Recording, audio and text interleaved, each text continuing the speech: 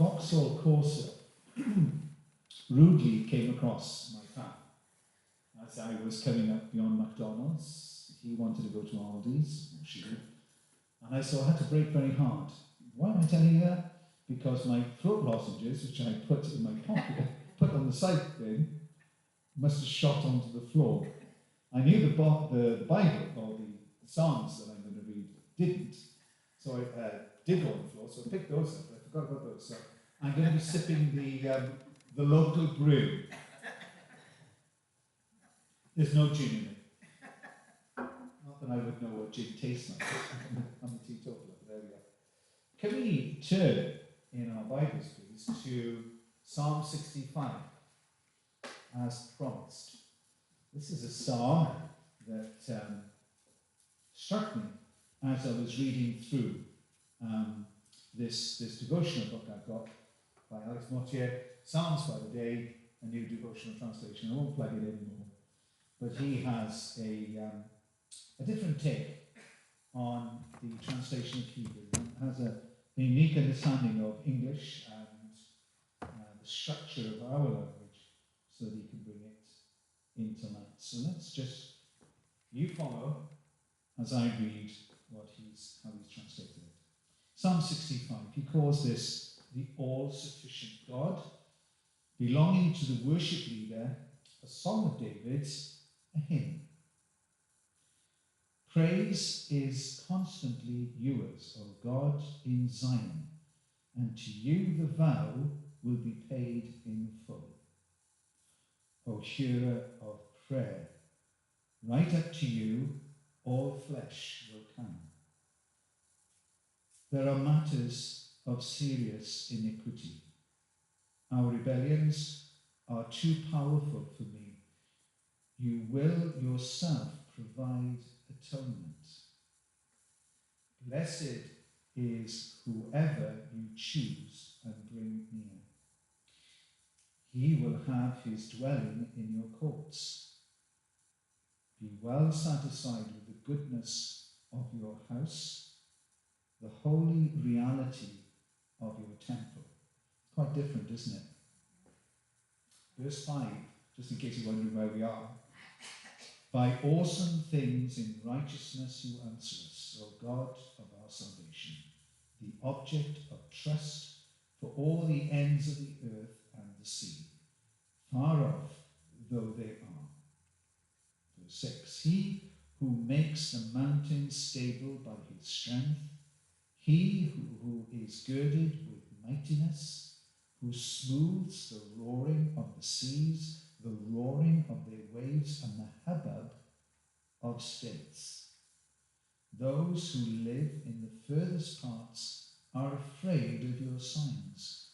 The outgoings of morning and evening will make you make to shout aloud. You visit the earth and irrigate it.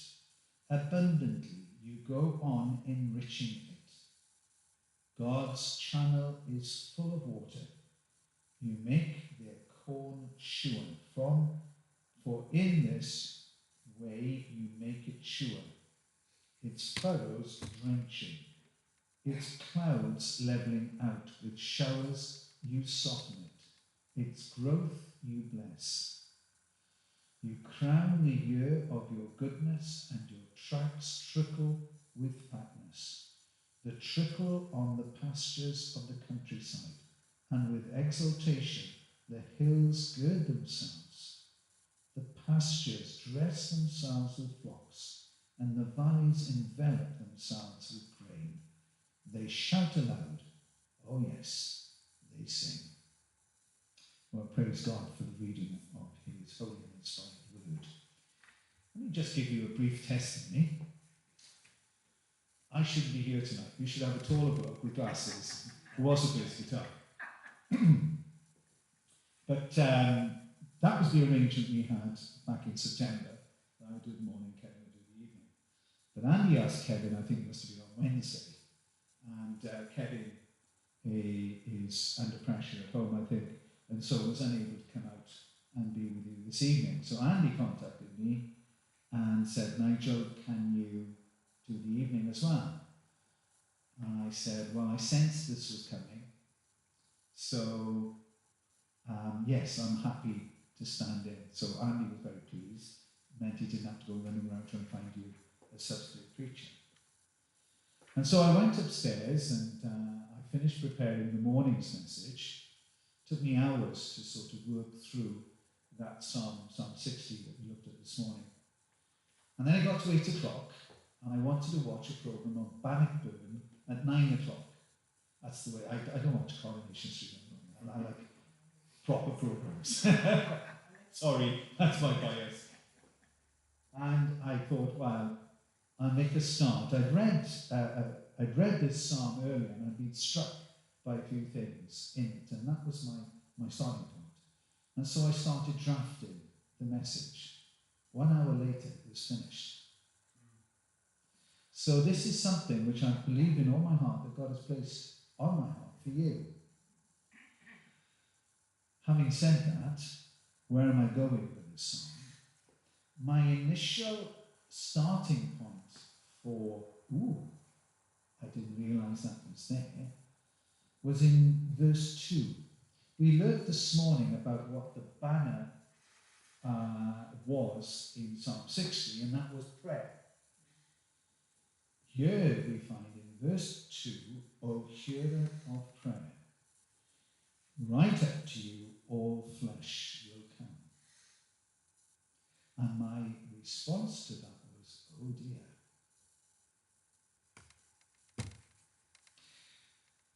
There are 4 parts to what I want to bring to you this evening. Verses 2 and 3 describe our need. Verse 3 will describe his provision, God's provision. Verse 4 will be our privileges. And verse 5, his trust. Why trust in him is surer than tomorrow, surer than now, his trust. Alex Mortier, when he reviews this, says, right up to you all flesh will come. He takes the positive spin on it. He says that the gospel's for everyone, and all can come to Christ. And of course, I don't disagree with that in the slightest. But my initial reaction to that was, right up to you, all flesh will come.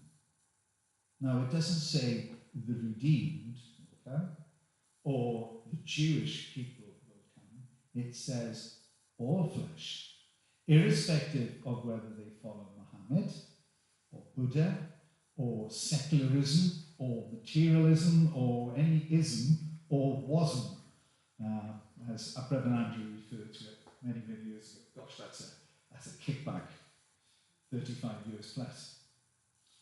You see, my central point in this is that we are not random cells. We're not products of evolution.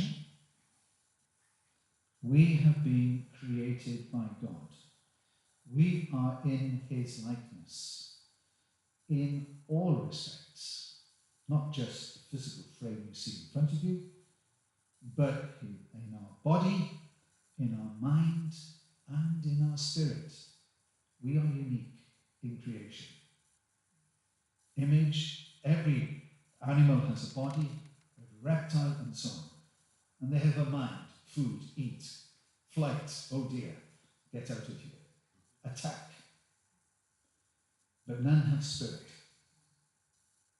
The body will decay. Example. Oh, do you know, girls, you were really unkind at the start of this. You were talking about the lovely perm, and you were talking about, oh, I really need my haircut. And I'm thinking, oh, yes. This is not very nice, is it? But no, it's okay. Our bodies decay, but our spirits live on. Because we are spirit. The Old Testament affirms this. Abraham was gathered to his people. Jacob, when he heard about Joseph being killed by an animal, or so he thought, said, I will go down to Sheol to be with my son. David says, when he talked about the child that was conceived of an illicit relationship with Bathsheba, remember the child died? And David said, I shall go to him, but he shall not come to me. Jesus himself says in Luke 20, verse 38, when he was talking about the Sadducees, do you remember they gave him that sort of big question of their age? The Sadducees would say, a brother dies, he's married, then he goes to the next, she goes to the next brother, and so forth, seven, and all seven, in fact, die, and she does. So whose wife will she be in eternity in God? And Jesus says, God says, you've got it wrong. You are badly mistaken. Now he is not a God of the living, not a God of the dead, but of the living, for all live to him. So there is a sense in which we need to realize and understand, and it stretches our minds, that we are not just physical, but we are spiritual. Now, this is, if you're a Christian, a fabulous, bright prospect. I came across this quote in Martin's book, and I don't know, he doesn't attribute it, but it's a lovely, comforting thought for those of us who are getting on. Death is not the extinguishing of the light. It is the putting out of the lamp because dawn has come. Isn't that nice? Let me read that to you again so we can sink in.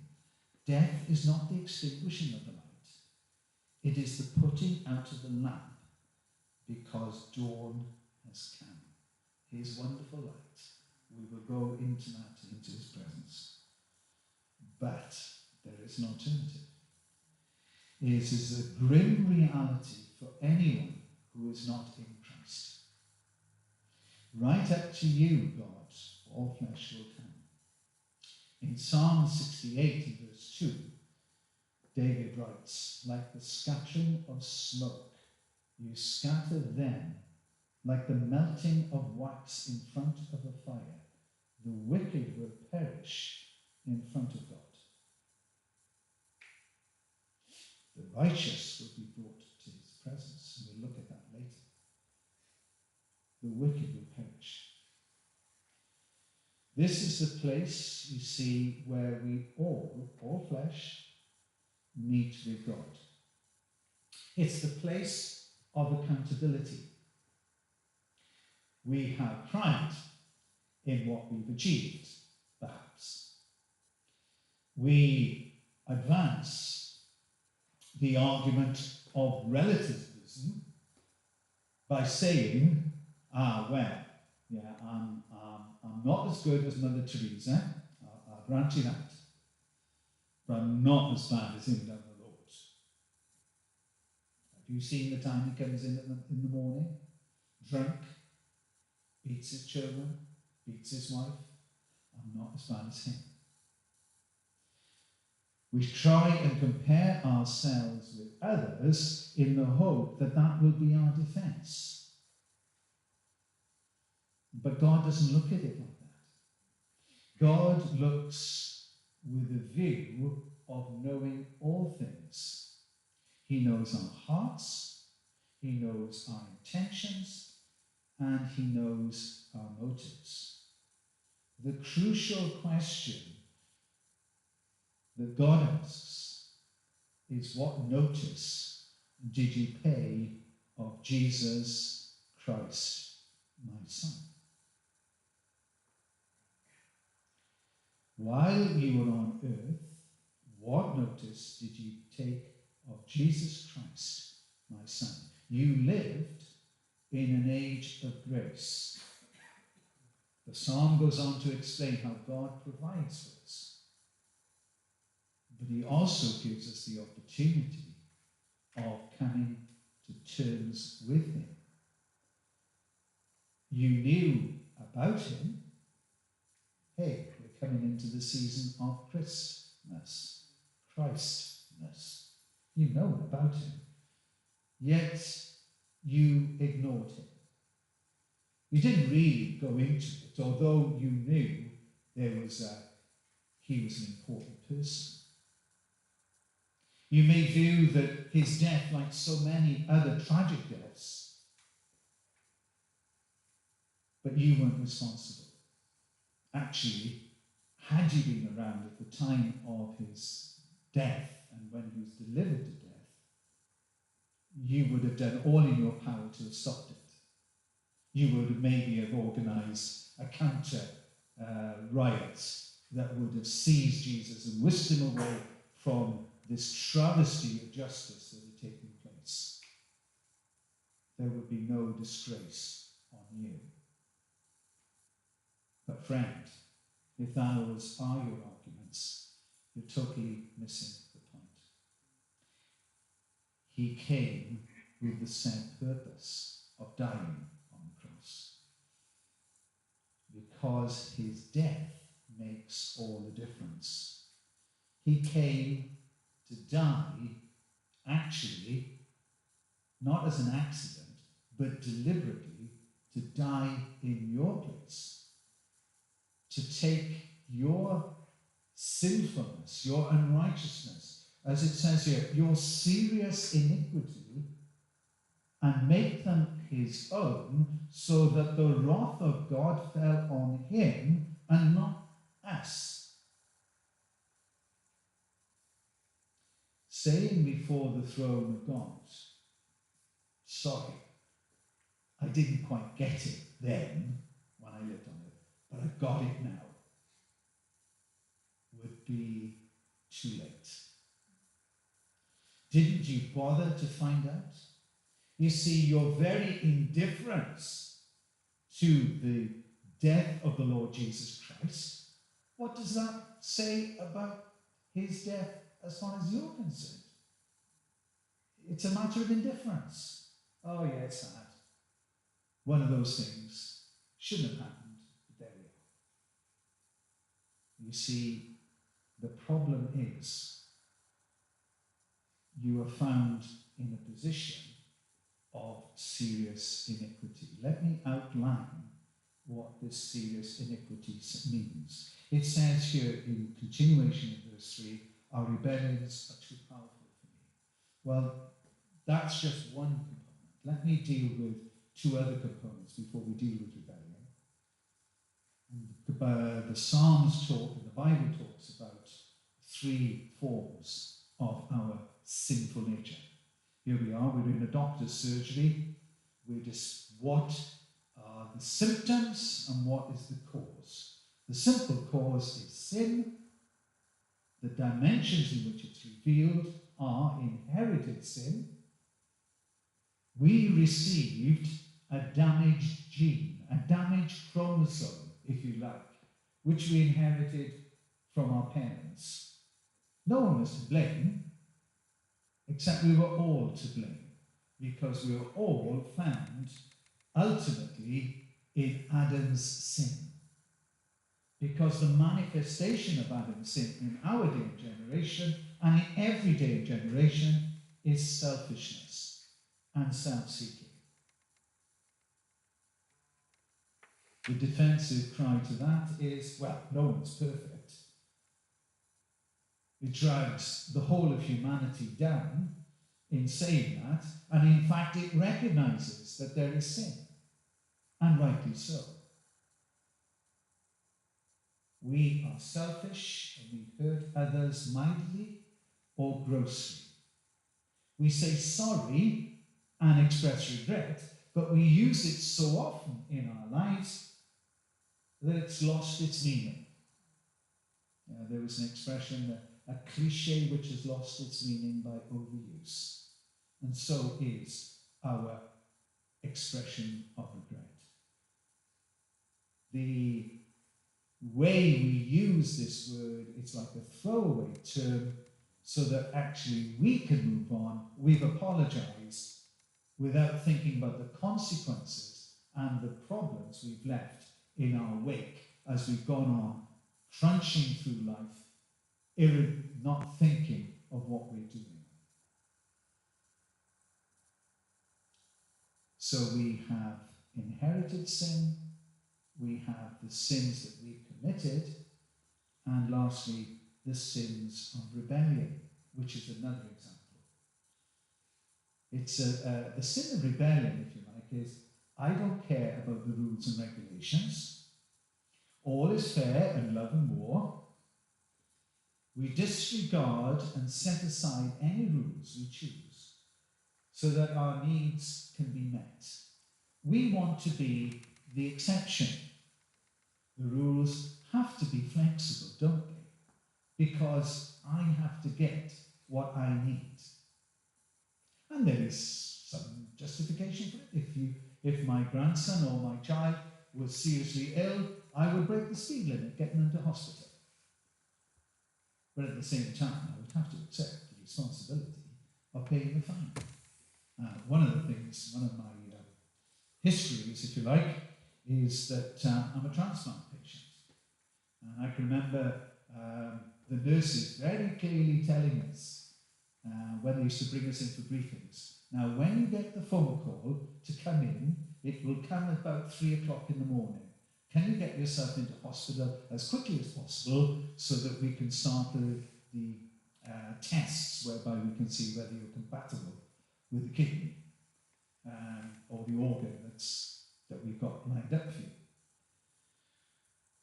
But, they said, do not break the speed limit. The police do not accept a transplant case as an emergency. Well, they may not think it's an emergency, but I tell you this, it's an emergency for me. And so I went in when I was called in. It wasn't 3 o'clock in the morning, it was more like 9 o'clock. But that's another story. But I kept to the speed limits because I didn't want to have the fine and the points on my license and the insurance going up and all that sort of thing. And we say, don't we, if we're caught out, it'll never happen again. And we may, depending on how the person is responding to us, we may flutter our eyelids, we may weep a tear, we may look oh so sincere, but in fact we repeat the issue next time it is inconvenient for us to stick to the rules. Right up to you, all flesh will come. With your sin, with your burden, with your guilt. And here's a term that we haven't heard for a long time, with your shame. Shame is something which is lost in our vocabulary life here at the moment. To feel ashamed. Brazen. Oh yes, many people feel that, but shame? Interesting. But verse 3 concludes with a wonderful statement. In my version here it says, you will, David speaking to God, you will yourself provide atonement. Not, oh, what have I got to do to sort it out? Not, I've got a problem here. I need some help to sort it out, which is a partial God and me sorting the problem out. No. You will yourself provide atonement. Atonement is a big word, isn't it? We bandy it around in evangelical circles. I hope we bandy it around in other circles too. And we often use the term, oh, how can we explain this more simply? At one meant. Isn't it? Do you hear that one? Atonement at one meant. Even with my bad spelling, I could work that one out. It's good. It helps us remember, but actually it misses the point in accuracy and detail. The word here is kafa, which means to cover. The intense form is pia, to pay the covering price, the price which covers the debt by paying it. Ah, now that is far more telling, isn't it? Here is the debt. It's okay, it's covered. I'll cover your debts. I'll cover your excesses. It's covered. It's not about the issue of partial payment. It's about total payment. The debt is covered. Full stop, complete, finished. Here, of course, is where Jesus' death on the cross is everything. Jesus' final words were, "It is finished." Job done. Salvation won. Willingly and consciously, his life was the full payment for the fine, for the debt, to give us the freedom. Nothing we can do to pay, nothing we can do to try and help. It's all down to him. You will yourself provide the atonement. God has designed the way for our escape. There isn't a B plan, is it? Strategy B. If Brexit doesn't work with Theresa May, what's strategy B? What's going round? I saw in the papers, I don't get the papers, but I was on the web this morning, and there's talk of a mystery B plan. No. There is plan A, because plan A is all sufficient and all that is needed, and that is it. There is nothing we can do to match what Jesus has done. So, enlightenment is the work of God. If you're listening to this, maybe on the web, maybe here tonight, I don't know your heart. I don't know where you're sitting. But maybe you're beginning to realize that your position in your state without Christ is pretty abysmal. That you haven't got a hope. That's what we call conviction. It becomes a burden which is so overwhelming that you physically feel that your back is going to break. Have you been there? Have you gone through that experience? I have in my Christian walk, not just when I became a Christian. I knew that I wanted a better life, but there have been times in my life when I've just been overwhelmed by my understanding of my sinful nature. We're enlightened to the work of God and his completeness in bringing us to salvation. Now that's the long part of the sermon. If you're thinking, oh my gosh, if the next 3 parts are going to be like that, we're going to be struggling. No, the next 3 parts are simpler. Our privilege. Verse 4. Blessed who is whoever you choose to bring near. God is choosing you. If you're convicted, God is choosing you to bring you close. The examples that are used here are those of the temple and the tabernacle. I listened to Mark, I think, preaching, Mark Stowe, preaching, I think it was on Hebrews 9, where he talked there about the illustration that the writer of the Hebrews is using in paralleling what goes on with the temple and the tabernacle. Now, if you've heard that sermon, you know exactly what I'm talking about. Because what is happening here in verse 4 is the track of the individual believer. Look, he or she is brought into his courts. He will have his dwelling in your courts. Stage 2, be well satisfied with the goodness of your house. We're getting closer. We're out of the garden. We're in the house. And then lastly, the holy reality of your temple in the end of verse 4. What we're doing is we're moving closer and closer and closer to the very presence of the Lord God himself. Into your presence, right up to you, all flesh will come. Covered by the blood, we come all the way under this invincible cloak. You know, this Sci-fi films have got the cloak of invisibility so people can wander around. Or they have this, I can be protected from atom rays or whatever. And the children playing these games in genius schools. But here is the reality of a spiritual state that through Christ, our wanton nature is totally covered. Totally whitewashed out, so nothing can be revealed that is inside. The spirit of the believer is brought into God's presence, shielded by the love and the blood of the Lord Jesus Christ. See, Jesus is just like our great high priest.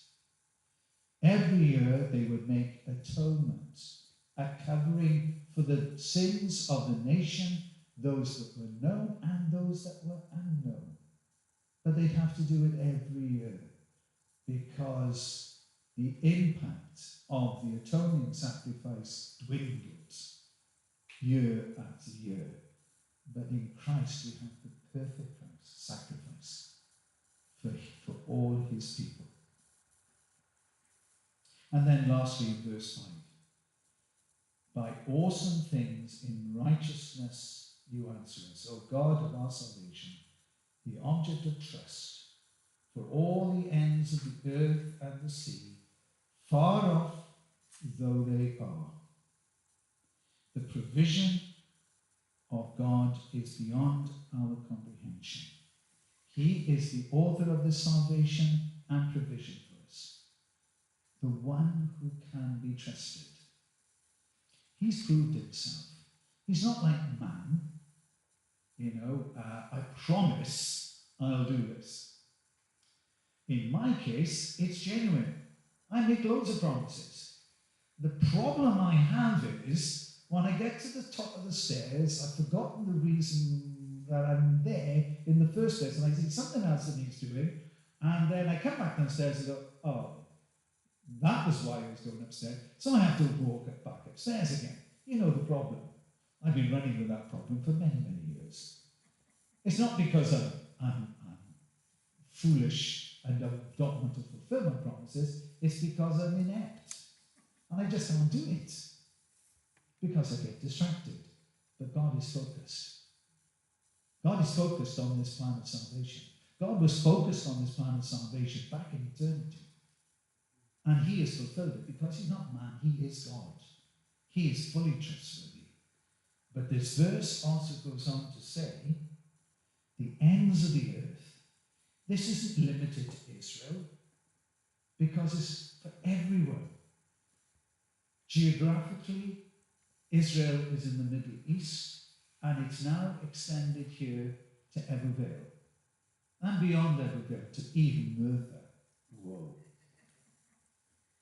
But spiritually as well, it extends beyond a chosen race to a chosen people. And the people are the fulfillment of what God promised back in the day of Abraham. In you all nations of the earth will be blessed. God hasn't fallen short of his promise. God hasn't forgotten the reason for his promises over the passage of time, because it is him who is the guarantor. We who are a people without spiritual heritage, in fact, we were pagans and heathens, and our ancestors practiced the most vile and despicable things, human sacrifices and the like. But yet we have been brought in through Christ to this wonderful spiritual heritage that we find in the Holy Scripture. So how can we escape if we neglect so great a salvation? We can't. It's simple. Are you convinced that you're a sinner? Are you fully aware of your guilt and shame before a righteous God? Are you willing to put your trust in him? Are you ready to allow him, that is Jesus, to take control of your life? The time for making your mind up will come to an end. The time for making a decision has come for you. Yield yourself to him live a life of obedience in his strength through prayer and reading his word and following him. I commend this way of life to you. It's a life of abundance. I can remember as a non-Christian thinking, oh dear, they're going to ask me to be a Christian. Oh, I've got to give up so much. What a warped, deceitful view. We are being deceived into that view of giving up. God doesn't ask you to give up anything more than he would bring you out of. When I was thinking about this, I was thinking, actually, it's not giving up, but it's casting off a burden. You know, it's okay to say no. It's okay to say, no, I'm not going to do that. That's stupid. I'm going to do this. And your friends may think, what a square. But actually, you've got the strength of character to turn around and say, no, actually, I'm not going to do it. Why should I? It's daft. You get caught, you get done. What's the sense in that? The other thing about it is it's not just casting off, it's connecting into a spiritual life, like a power source that our bodies are designed to have, but we, through sin, have switched it off. It's reconnecting, reinvigorating, re-establishing what we're supposed to be. The all-sufficiency of God, O hearer of prayer, right up to you, all flesh will come. There are matters of serious iniquity. Our rebellions are too powerful for me. You will yourself provide atonement. Blessed is whoever you choose and bring near. He will have his dwelling in your courts. He will be well satisfied with the goodness of your house, the holy reality of your temple. By awesome things in righteousness you answer us, O God of our salvation, the object of trust, all the ends of the earth and of the sea, far off though they are. The Lord brings us near. Praise his name.